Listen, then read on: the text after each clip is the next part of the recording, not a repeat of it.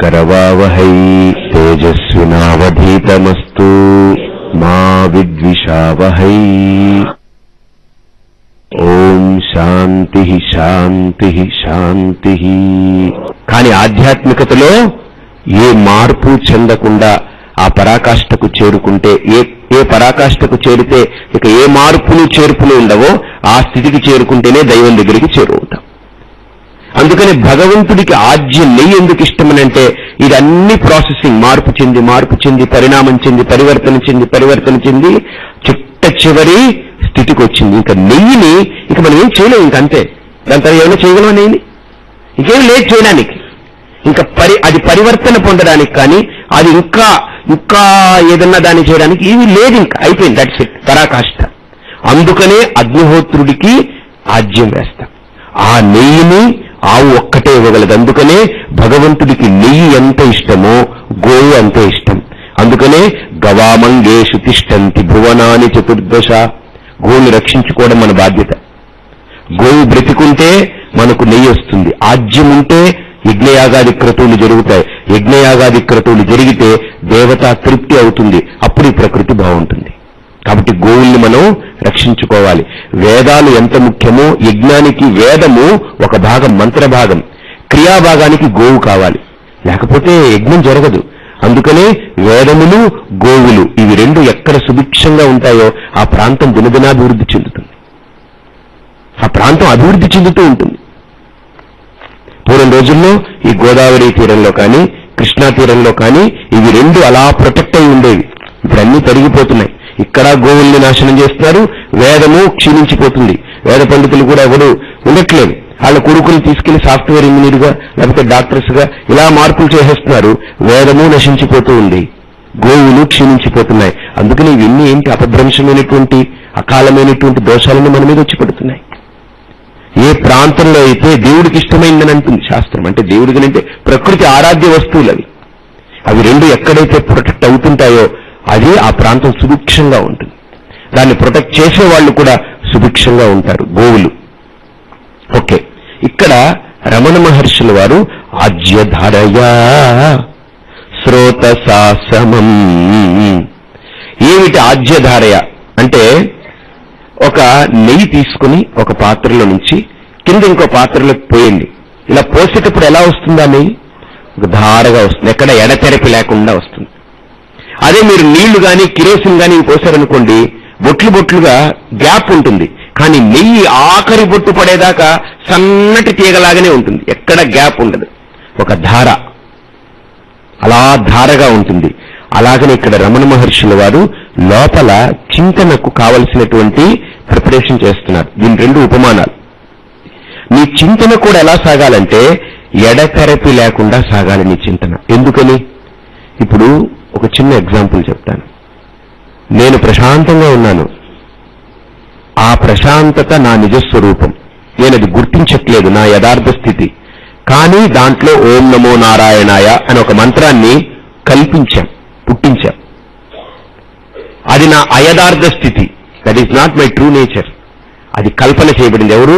నేను విల్ఫుల్ గా ఇప్పుడు 6:30 అయింది, 6:30 నుండి ఒక 15 నిమిషాలు జపం చేసుకుంటానని టైం ఫిక్స్ చేసి లోపల కాలం ఫిక్స్ చేసుకుని నేను ప్రయత్నపూర్వకంగా విల్ఫుల్ గా జపమాల చేతితో తీసుకుని కళ్ళు మూసుకుని ఓం నమో నారాయణాయ ఓం నమో నారాయణాయ కల్పించుకున్నాను. కాబట్టి కాలం ఫిక్స్ చేసుకున్నాను, పదార్థం చేతిలో తీసుకున్నాను, వాక్యాలను ఉచ్చరిస్తున్నాను. ఇవన్నీ కూడా నా కల్పన. బట్ ఇవన్నీ తొలగించి చూడండి, ప్రశాంతత నా యథార్థ స్థితి కదా, నా యథార్థ స్థితి. అది నా యథార్థ స్థితికి ఎక్కువ ప్రయత్నం చేయక్కర్లేదు. వీటన్నిటికీ ప్రయత్నం చేయాలి. లేవాలి, జపమాలు తెచ్చుకోవాలి, కూర్చోవాలి, జపం చేయాలి, ఇంకా వీలు ఉంటుంది, అక్కడ ప్రయత్నం ఉంటుంది. కానీ నా యథార్థ స్థితికి ప్రయత్నం ఉండదు. కాబట్టి ఎలా వెళ్ళాలి? ఆజ్యధరయా, ధారాపాతంగా నా యథార్థ స్థితిలో నేను ఉండగలగాలి. ఎలాగా?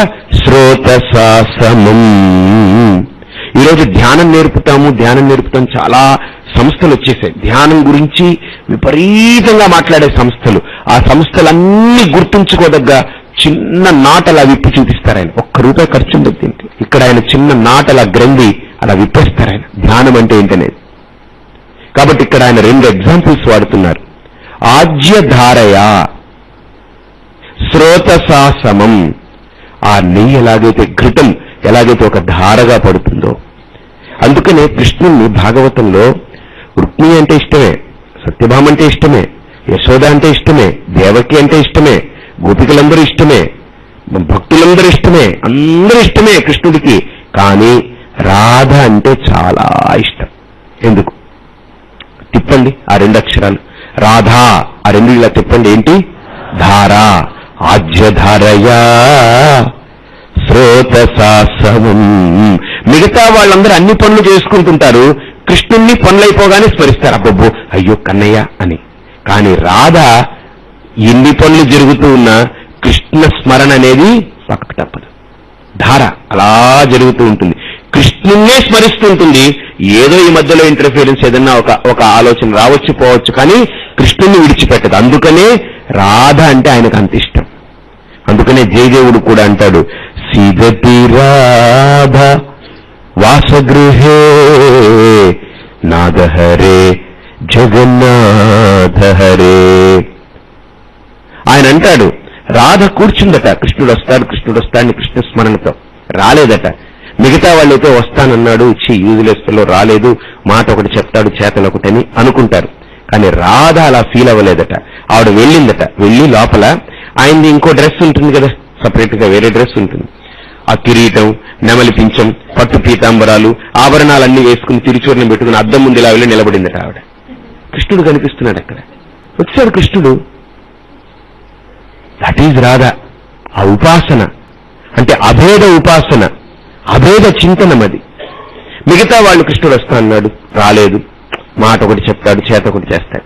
వీళ్ళు కృష్ణుణ్ణి వేరుగా చూస్తున్నారు, ఆవిడేంటి తనే కృష్ణుడుగా చూస్తుంది. అది అభేద దర్శనం. అందుకని ఇక్కడ రమణ మహర్షి అంటారు, ఆజ్యధరయా శ్రోతసాసమం. స్రోతస్ అంటే ఫ్లోయింగ్ వాటర్, నది, బాగా ప్రవహించినది, not stagnated water, it is flowing water. ఆ ప్రవహించే నదిని అడగండి, నువ్వు ఎక్కడికి వెళ్తున్నావు? ఏమిటోనండి అది, ఎక్కడికో పరుగులు తీసేలాగా. పిల్లాడు చూడండి, ఓ పరుగులు, ఆగరా ఎక్కడికి వెళ్తున్నావు అంటే అక్కడికి వెళ్తున్నానంటాడు. అది కూడా, ఈ నది కూడా మీరు చూస్తే అలా కూర్చుని ఉరుకులు పరుగులు వెళ్తూ ఉంటుంది. మనం ఒకవేళ మధ్యలో ఇంటర్ఫీర్ గ్లాస్ నీళ్లు తీసుకుని తాగామనుకోండి, లోపలికి వెళ్తుంది, అదేం కాదనదు, వెళుతుంది. మళ్ళీ ఎలా బయటకు రావాలో దానికి తెలుసు. వచ్చిన తర్వాత మళ్ళీ దాని పరుగులు దాందే. మనం కుండ నీళ్లు తీసుకొచ్చి ఇంట్లో అన్ని వాడుకున్నాం అనుకోండి, మనల్ని ఏమనదు. వాడుకున్న తర్వాత దాని పనిలోకి మళ్ళీ వెళ్ళిపోతుంది. మళ్ళీ అది ఏదో రకంగా కాలువలోనో, ట్యాంకు నుంచి కాలువలోకో, దాని నుంచి భూమిలోకి, భూమి నుంచి ఇంకో రకంగా కొద్దిగా లేట్ అవ్వచ్చు. వెళ్ళిపోయి మన పర్పస్ సర్వ్ చేసి మళ్ళీ దాని యొక్క డెస్టినేషన్కి వెళ్ళడానికి ప్రయత్నం కొనసాగుతూనే ఉంటుంది. ఒక నీళ్లు మనకు లక్ష్యాన్ని పొందడానికి ఏ ప్రయత్నం కావాలో నేర్పుతుంది మనకు నీళ్లు. ఈ ప్రకృతిలో ఉపయోగపడుతుంది. మనం ఏం పెట్టదు, చిచి నన్ను ఎందుకు అడ్డుకుంటావు, నేను అక్కడికి వెళ్ళాలి, సముద్రంలోకి వెళ్ళి కలిసిపోవాలి, చిచి నన్ను ఆపకు, నా లక్ష్యం అది, నా గమ్యం అది అని లక్ష్యాన్ని గమ్యాన్ని ధ్యేయంగా పెట్టుకుని ఇప్పుడు పర్పస్ సర్వ్ చేయనని ఏ నీళ్లు చెప్పదు. అలాగనే నేను సాధన చేయాలి, నాకు భర్త వద్దు, భార్య వద్దు, నాకు ఇల్లు వద్దు, సంసారం వద్దు, నాకేం వద్దు, వదిలిపెట్టక్కర్లేదు. అదే నేను చెప్తూ ఉంటాను ఎప్పుడు. ఎదగాలి. శ్రోతసాసమం. యాజ్ ఏ భార్యగా నా పాత్రను పోషిస్తాను, ఒక తల్లిగా నా పాత్రను పోషిస్తాను, ఒక అత్తగారిగా నా పాత్ర పోషిస్తాను, ఒక కోడలుగా నా పాత్ర పోషిస్తాను, ఒక కూతురుగా నా పాత్ర పోషిస్తాను. నా పాత్రను పోషించడంలో నాకు లక్ష్యం కాదు, బట్ ఇది ధర్మం, ఇది కర్తవ్యం, పోషిస్తాను. కానీ నా కర్తవ్యం ఏంటి, నా లక్ష్యం ఏంటి? నేను నా యొక్క నిజస్థితిని పొందాలి, నా యథార్థాన్ని గుర్తించాలి, పదార్థాల్ని కాదు. అప్పుడు ఏమవుతుందంటే ఈ బాహ్యంగా నేను చేసేటువంటి ప్రతిదీ కూడా చాలా ఎక్సలెంట్ గా ఉంటాయండి. నేను భర్త పాత్రను పోషిస్తున్నాను, అక్కడ భార్య ఉంది. ఈ రిలేషన్ వ్యావహారికం, కానీ వాస్తవికత నా యథార్థం. ఎలాగా? నా స్థితి నిశ్శబ్ద స్థితి, నిశ్చల స్థితి. ఆ స్థితిలో ఓం నమో నారాయణాయ కల్పన, ఓ రూపం కల్పన. అలాగని నేను మనిషిని, నాలో భర్త పాత్ర ఒక కల్పన. పెళ్ళవక ముందు నిజంగా నేను భర్తగా పుట్టానా? పుట్టేటప్పుడు మనిషికి పుట్టానంతే. మనం ఏ కల్పన అయితే ఈ రోజు నుంచి చేసుకున్నామో ప్రాణం పోయేంత వరకు ఈ కల్పనని పాడు చేసుకోకూడదు. ఒకవేళ ఏదైనా ఈ కల్పనని బాధ పెట్టేది కనుక ఉంటే దాన్ని మన ఇద్దరం కూర్చొని నెగోషియేట్ చేసి తీసేస్తాం. ఈ పాత్రల్ని మనం పాడు చేసుకోవద్దు. ఎంత హాయిగా ఉంటుందండి గృహస్థాశ్రమం, ఎంత క్లారిటీ. ఇదిగో వీళ్ళకి పెళ్ళైన తర్వాత మళ్ళీ వీళ్ళని తండ్రి అంటారు 2 ఏళ్లకి. ఎందుకంటున్నారు తండ్రిని? తండ్రి అనేది ఏం లేదండి, కల్పన. అక్కడ కొడుకు పుడితే కూతురు పుడితే తండ్రి రండి, ఐఎమ్ డాడ్, కల్పన. నీ తండ్రి ఏమన్నా కరెక్టా? కొంతకాలానికి వాడు ఎదిగాడనుకోండి, వాడికి పెళ్లి చేశారనుకోండి, కోడలు వచ్చిందనుకోండి, ఐఎమ్ ఫాదర్ ఇన్ లా స్వామీజీ, అదొక కల్పన. ఇవన్నీ పాత్రలు, వ్యక్తి మీద ఒక్కొక్క పాత్రలు ఆరోపిస్తూ పోతున్నాం. ఈ పాత్రలన్నీ కూడా వ్యావహారికంగా నేను బ్రతుకున్నంత వరకు నాకు భగవంతుడు ఇచ్చాడంతే. ఇదొక ధర్మం, ఇది ఇవ్వబడింది. కర్తువు ఆజ్ఞయా ప్రాప్యతే ఫలం. భర్తను నాకు ఇచ్చాడు, భార్యను నాకు ఇచ్చాడు. నిజంగా ఆ కర్మ బంధం లేదనుకోండి, పెళ్ళయి కరెక్ట్ గా వాళ్ళు హనీమూన్కి వెళ్ళొస్తుంటే చచ్చిపోయారు. ఎవరు? భర్త చచ్చిపోయాడు యాక్సిడెంట్ లో. భార్య బాగుంది, ఈవిడికి కాళ్ళు దెబ్బతినింది. ఇక ఈవిడికి భార్య రోలు పోషించడానికి బయట భర్త లేడు. కానీ ఆలోచించండి, ఈవిడ భార్యగా లోపల బ్రతికే ఉంది. ఇంకా భార్య లోపల చావలేదు. బయట భర్త చచ్చిపోయాడు కాబట్టి బయట ఎవరికి ఇంకా ఆవిడ భార్య కాదు, బయట ఎవరికి భార్య కాదు. ఎందుకని? ఎవరికైతే భార్య అవుతుందో ఆ వ్యక్తి చచ్చిపోయాడు. కానీ లోపల భార్య బ్రతికే ఉంది. ఎందుకని? భర్త బ్రతికే ఉన్నాడు. ఇంకా ఆలోచనలతో నా భర్త ఇలాగండి, పాపం పోయాడండి, అలాగండి. కల్పనలో బ్రతికున్నాం మనం, వాస్తవాన్ని గుర్తించలేకపోతున్నాం. That is the problem for all miseries. That is the cause for all miseries. బయట జరిగే కెలామిటీని యాక్సెప్ట్ చేయకపోవడం వల్ల, లోపల ఇంకా అలా పెట్టుకోవడం వల్లనే ఈ ప్రాబ్లమ్స్ అన్ని. ఒకవేళ నాకు పెళ్ళయ్యే యోగ్యత లేదు, వాడి కర్మఫలం లేదు, సావిడ రాదు. పెళ్ళయింది, పిల్లలు కలిగే ఆ కర్మఫలం లేదు, నాకు కలగరు. కలిగారు, కర్మఫల యోగ్యత ఉంది, కలిగారు, పుట్టి 10 ఏళ్ళండి చచ్చిపోయాడండి. ఈ బయట కనిపించేటువంటి ప్రకృతిలో ఇవన్నీ జస్ట్ ఇదొక ఫలాలు, ఇవి కర్మ ఫలాలు. అలా లభిస్తూ ఉంటాయి మనకు. మనం ఏం చేయగలం? మనం వెళుతూ ఉంటే ఇవన్నీ ఆ దారిలో అది వచ్చిస్తూ ఉంటాయి. మనం ఇక్కడి నుంచి సపోజ్ తణుకు నుండి విజయవాడ వెళ్ళాలనుకోండి, ఈ విజయవాడ వెళ్లే మార్గ మధ్యలో బిల్డింగ్లు కనిపిస్తాయి, అవి చెట్లు కనిపిస్తాయి. ఎలాగైతే మనం దారిలో వెళుతూ ఉంటాం, ఇవన్నీ కనబడిపోతూ ఉంటాయి. ఎందుకని? అవన్నీ అక్కడ ఉన్నాయి కనుక అవన్నీ మనకు కనబడిపోతుంటాయి. అలాగనే మనం కూడా ఈ జీవన ప్రయాణంలో, జీవితం అనేటువంటి ప్రయాణంలో ముందుకు సాగిపోతూ ఉంటాం. కాలం మనల్ని కదిపేస్తూ ఉంటుంది, రోజు రోజు రోజు రోజు కదిపేస్తూ ఉంటుంది, కలిపేస్తూ ఉంటుంది, విడదీస్తూ ఉంటుంది. బస్ మనం దేని గుర్తించాలంటే, నా కదలిక ఆగదు, ఈ కలుసుకోవడం ఆగదు, విడిపోవడం ఆగదు, ఆఖరికి ఒకరోజు దీన్ని కూడా కలిపేయడం ఆగదు. ఈ పాత్రను కనుక మనం గుర్తించగలిగితే, ఈ వ్యావహారిక సత్యాన్ని కనుక మనం గుర్తించడం మొదలు పెడితే, మనలో నేను నాది అనే 2 భావాలు వస్తాయి. భవిష్యత్తులో నేను నాది అనే 2 భావాలని సరిగ్గా హ్యాండిల్ చేయగలిగేటువంటి స్థితి కలుగుతుంది. ఆ స్థితి వస్తుంది. ఇంపార్షియల్ గా హ్యాండిల్ చేస్తాం, పెనవేసుకుపోం, ఇంపార్షియల్ గా హ్యాండిల్ చేస్తాం. నేను ఒక చిన్న ఎగ్జాంపుల్ చెప్తాను, మీరు వినండి. ఒకడికి ఇంత పెద్ద వ్రణమైంది. వ్రణం అంటే ఏంటి? వ్రణం అంటే ఒక పుండు అంటారు, సంస్కృతంలో దాన్ని వ్రణం అంటారు. అతను డాక్టర్ గారి దగ్గర, డాక్టర్ గారు ఇదేంటో చాలా ఇబ్బందిగా ఉందండి, ఇది ఒకసారి చూడండి అంటే, డాక్టర్ గారు చూసి చిన్న కాటన్ తీసుకుని ఇలా పైన తుడిచి స్పిరిట్ పెట్టి ఇలా క్లీన్ చేసి, పైన ఎండిపోయింది అది ఇది ఉంటే మెల్లగా దాన్ని పీలింగ్ చేసి కొద్దిగా క్లీన్ చేసి అంతా కూడా వచ్చేస్తాడు. ఇది మామూలుగా మాట్లాడుతున్నాడు. ఇంకొకడు వచ్చాడు. వాడు ఏంటనంటే, వాడికి గాయం చిన్నది, దీనికంటే చిన్నది. దాన్ని ముట్టుకునేటప్పుడు జాగ్రత్త అసలు ముట్టుకునేవాడు, చేయి పెట్టేటప్పుడు జాగ్రత్త అరిచి గీ పెడుతుంటాడు. వీడికి పెద్ద వ్రణమైనా వాడికి చిన్నదైనా ఎందుకు ఈ రియాక్షన్స్ అని అంటే వీడు దీంతో ఐడెంటిఫికేషన్ లేదు, అక్కడ హాయిగా మాట్లాడుతూ ఉన్నాడు. వీడి శరీరమే, వీడు ముట్టుకుంటున్న స్పర్శ తెలుస్తూ ఉంది, నొప్పి కూడా అనిపిస్తూ ఉంది. గుర్తుపెట్టుకోండి, అసలు నొప్పి ఎక్కడ తెలుస్తుంది? శరీరానికి ఉండదండి. మన ఐడెంటిఫికేషన్ అక్కడ ఉంటే నొప్పి ఉంటుంది. నిజంగా శరీరానికే నొప్పి ఉంటే ఇంత పెద్ద పుండు కలిగిన వాడు ఉదయం అంతా ఏడిచి అరిచి గీ పెట్టుకుని రాత్రి పడుకున్నప్పుడు కూడా నిద్రలో కూడా ఏడుస్తూ ఉండాలి. ఏడవడే నొప్పి శరీరానికి ఎక్కడ ఉంటుంది? వాడు ఐడెంటిఫై అయిపోతే దాంతో he recognizes that, he identifies that. వీడేం చేస్తున్నాడంటే ఐడెంటిఫికేషన్ ని తీస్తాడు. వాడు శరీరం అప్పచెప్పాడు. ఇదే పని రమణ మహర్షి చేశారు. ఆయన క్యాన్సర్ వచ్చినప్పుడు ఆపరేట్ చేయాలంటే సార్ మత్తు ఇస్తాం సార్, ఇది సెడేషన్ ఉండాలి, లేకపోతే ఈ అనెస్థీషియా ఇస్తామనంటే ఎందుకు అన్నారు. అంటే మీకు ఇది తెలియదు అన్నారు. ఇప్పుడు నాకేం తెలుసు అన్నారు ఆయన. ఇప్పుడు మటుకు నాకేం తెలుస్తుంది? అలా కాదండి, చెయ్యాలండి, మీకు తెలియదు అన్నారు. అంటే మీరు మత్తు దేనికి ఇస్తారు?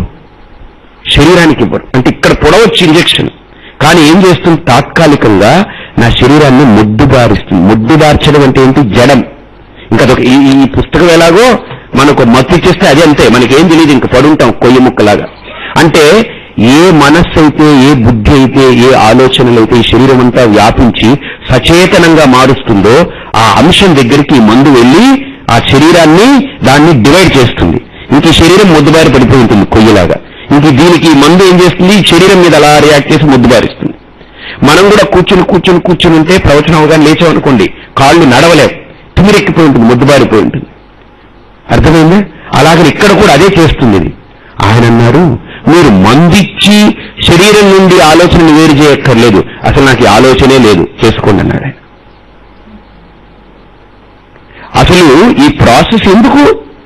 ఐఎమ్ ఫ్రీ ఫ్రమ్ దట్, నాకేం ఇబ్బంది లేదు, చేసుకోండి. ఇలాగ రెండు చేతులు గోడ మీద పెట్టి ఆయన నిలబడి చేయించుకున్నారు. ఆయన క్యాన్సర్ రాచపుండు వచ్చింది వీపు మీద, ఆపరేట్ చేశారు. డాక్టర్లు అక్కడ డాక్టర్ చేసేవాళ్ళు ఏంటంటే పాప ఆయన కంగారు పడుతున్నాడు, ఎక్కడైనా రియాక్షన్స్ వస్తాయేమో, చేసేటప్పుడు ఎక్కడైనా బాడీ కాన్షియస్ అయ్యి మళ్ళీ ఇతను ఏమైనా రియాక్ట్ అవ్వచ్చేమో ఈయన అనే వాళ్ళు ఇరుకుతో వాళ్ళు కాన్షియస్ గా వాళ్ళు చేశారు. కానీ ఈయన హాయిగా ఉన్నారు, డిటాచ్డ్ గా నిలబడున్నారు. ఆయన మొత్తం అయిపోయిన తర్వాత అంతా చేసిన తర్వాత ఆ డాక్టర్ గారికి అర్థం కాలేదు ఏంటండి అది.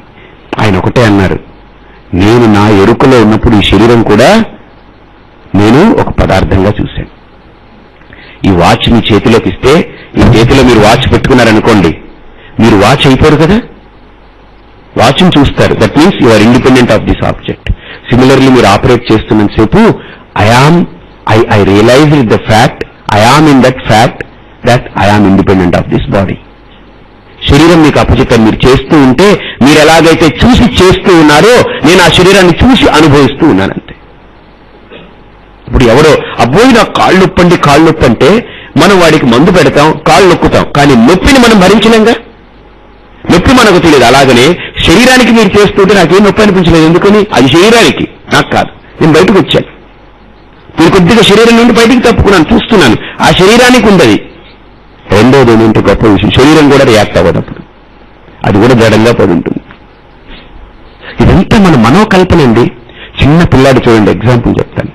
వాడు మనం ఏదన్నా చదువుకో లేకపోతే అది ఇది అన్నాం అనుకోండి, వాడికి ఇష్టం లేదు, ఆడుకోవాలనుకోండి, వాడు పుస్తకాలు తెచ్చుకోవడానికి వెళ్ళినప్పుడు పైకి ఎక్కి అటక మీద జారి పడ్డాడనుకోండి, ఏం దెబ్బ తగలదు, కయ్య నడుస్తాడు ఇంట్లో.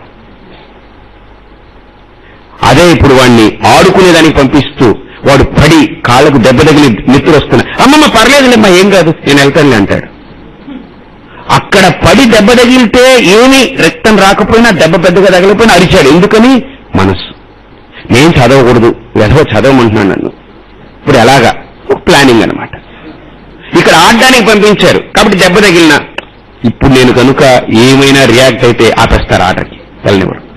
కాబట్టి రియాక్షన్. కాబట్టి రియాక్ట్ అవ్వడం రియాక్ట్ అవ్వకపోవడం శరీర ధర్మం కాదు, ఎవరిది? మనస్సు.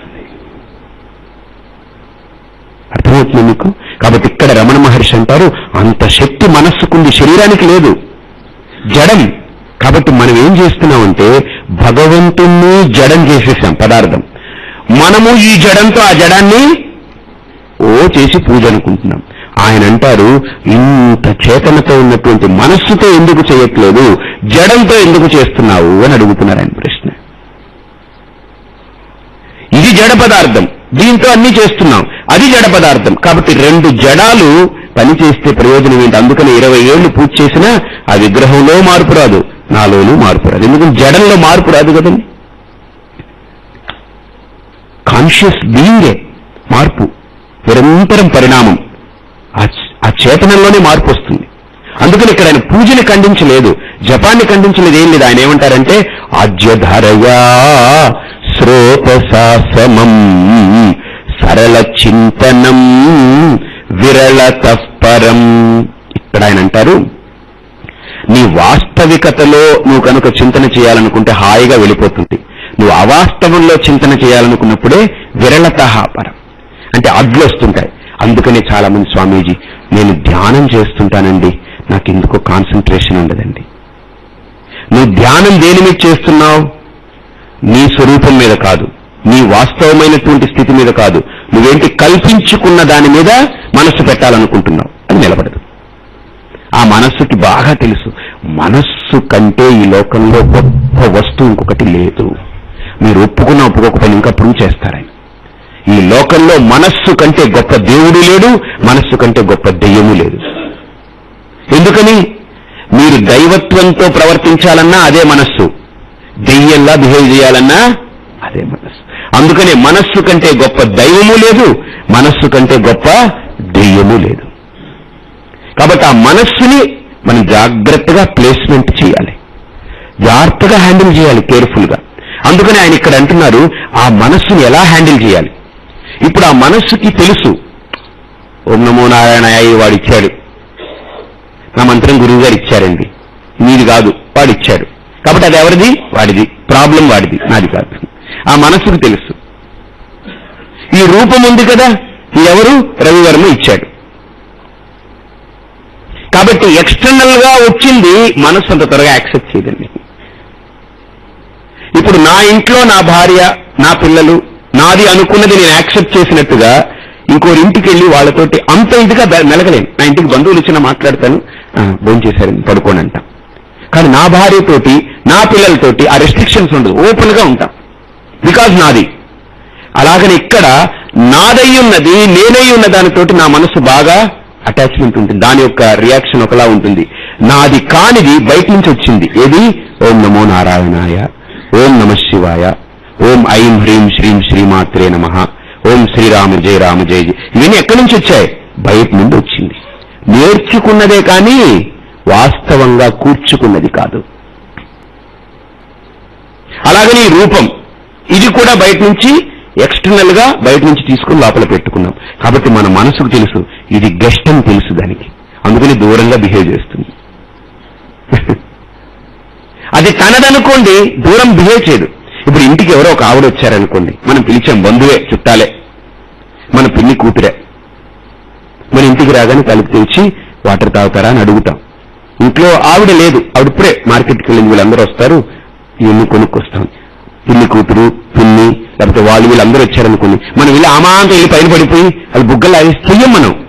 అదే మన పిల్లలు వస్తేనో, లేకపోతే మన భార్య వస్తేనో, మన భర్త వస్తేనో, మన తల్లి వస్తేనో, మన ఇంట్లో మనది అనుకునేది మనకు ఎదురు పడితే మనకున్న ఫీలింగ్ ఒకలా ఉంటుంది, ఇది నాది బస్. ఆ స్వామ్యం, ఆ స్నిగ్ధత, ఆ స్వాతంత్ర్యం, ఆ ఇది వేరుగా ఉంటుంది. ఎంతకాలం బయట నుంచి రాగానే మనకు కొద్దిగా బ్యారియర్స్ ఉంటాయి, ఒక పరిధి ఉంటుంది, బికాస్ ఇది బయటది. అర్థమైందండి మీకు? ఈ డిఫరెన్స్ తెలుస్తుందా? అలాగని ఇక్కడ కూడా మనస్సుకి కూడా తనది, తన వాస్తవికత అనేటప్పటికీ మనస్సు నిలబడే ప్రయత్నం చేస్తుంది. బయటది అనేటప్పటికీ మీరు 2 సార్లు ఓం నమో నారాయణాయ అంటే అదేం కదలదు, మెదలదు. 3వసారి మెల్లగా ఏం చేస్తుంది ఆ మనస్సు? మీరు జరిగే చూడండి, ఇది మూట అండి, ఇది దీన్ని పక్కన పెట్టండి, శరీరము పక్కన పెట్టండి, ఇది మూట మీరు కూర్చోబెట్టారంతే, ఇదొక సంచి తిప్పి దీన్ని పక్కన పెట్టండి. లోపల ఏది జపం చేస్తుంది, ధ్యానం చేస్తుంది, దాన్ని పట్టుకోండి. ఆ మనస్సు, మీరు చెప్పారు ఆ మనస్సుకి, ఇదిగో నేను ఇప్పుడు జపం చేయాలి 108 సార్లు అని పెట్టుకున్నారు. మనస్సుకి టైం సెట్ చేశారు, ఈ పావు గంట నేను జపం చేయాలి, ధ్యానం చేయాలని పెట్టారనుకోండి. ఆ మనస్సు వింటుంది, మీ మాట కాదనదు, నెగెట్, ఓకే కూర్చుంటా ఉంటుంది. అది ముందు నచ్చ చెప్తుంది, ఇప్పుడు ఎందుకు ఉదయాన్నే 6:30కి ఇబ్బంది పడతావు, కొద్దిసేపు పడుకో. 7:30కి లేచి, అది బాగా చాలా కన్విన్స్ చేస్తుంది, చాలా బాగుంది, పడుకుంటే బాగుంటుంది ఒక 10 నిమిషాలు. మనస్సు ఎంతగా మనల్ని కన్విన్స్ చేస్తుందో. తల్లి ఇంట్లో పిల్లాడు అది కావాలని, ఏంద్ర బుజ్జి కావాలా, చూడు 2 రోజుల తర్వాత కావాల్సింటే తీసుకో. అమ్మా లేదమ్మా నాకు కావాలమ్మా, నేను ఇప్పిస్తాను, నువ్వేం కంగారు పడకు, 2 days ఏమైనా వెయిట్ చేయకపోవా, ఎందుకు 2 days ఇప్పిస్తానంటుంది. వీడంటాడు తండ్రి, అందుకని తండ్రి దగ్గరికి పిల్లలు చేరరు. వీడికి అన్ని తెలుసు టెక్నిక్, వాడికి ఏం టెక్నిక్ తిన్నగా వెళ్ళి గుద్దుకుంటాడు వాడు. వీడి మాట వినరు. వీడంటాడు షడప్, అది అవసరం లేదు, ఇప్పుడు డబ్బులు అనుకున్నా ఏమనుకున్నావు, వీడు ఇలా తిట్టేస్తాడు. అందుకని వీడి దగ్గరికి వెళ్ళరు పిల్లలు. ఈ పిల్లలు ఏం చేస్తారు, తల్లి దగ్గరికి వెళ్తారు. ఆవిడంటుంది బుజ్జి నీకు కావాలా, ఇప్పిస్తాను, ఒక 2 days వెయిట్ చేయి. ఆవిడికి తెలుసు ఈ 2 రోజుల్లో ఎన్నో మారిపోతాయి. కాబట్టి ఈవిడ మనస్సు అనమాట. ఆవిడ చూడండి ఎలా, మీరు బాగా ఆలోచించింది. మన మనస్సు, ఒక ఆయన అనుకున్నాడు ఉదయం లేచి ఇంకా సాధన చేసేయాలి, జపం చేసేయాలని. వీడు 5 గంటలకి లేవాలని అలారం పెట్టాడు. లేచాడు, నొక్కాడు, అలారం చేయబెట్టి దాన్ని ఆశీర్వచనం చేశాడు. అలారాన్ని నెత్తి మీద చేయబెట్టి ఆశీర్వచనం, అంటే ఆశీర్వచనం అంటే ఏంటి, ఊరుకో ఉందని, అన్ని నేను చూసుకుంటాను ఊరుకో అని. అది కొడుతూ ఉంటే వీడికి ఇష్టం లేదు, ఆశీర్వచనం చేసి నొక్కాడు, దాని నోరు నొక్కాడు. వీడు మళ్ళీ దుప్పటి తన్నాడు, ఒక్క 5 నిమిషాల్లో మళ్ళీ పడుకుంటాను నేను, మళ్ళీ లేస్తాను. 5 నిమిషాల్లో లేస్తాను పడుకున్న తర్వాత వీడికి తెలివి రాలేదు, ఉంటేగా రావడానికి. 7 అయిపోయింది. అప్పుడు 7 అయిపోయింది, ఇప్పుడు ఎక్కడ ఆయన బ్రష్ చేసుకుని ఉరుకులు పరుగులు ఆఫీస్కి పరిగెట్టాడు. మీరు ఆలోచించండి, మన ఏవ మనుష్యానాం కారణం.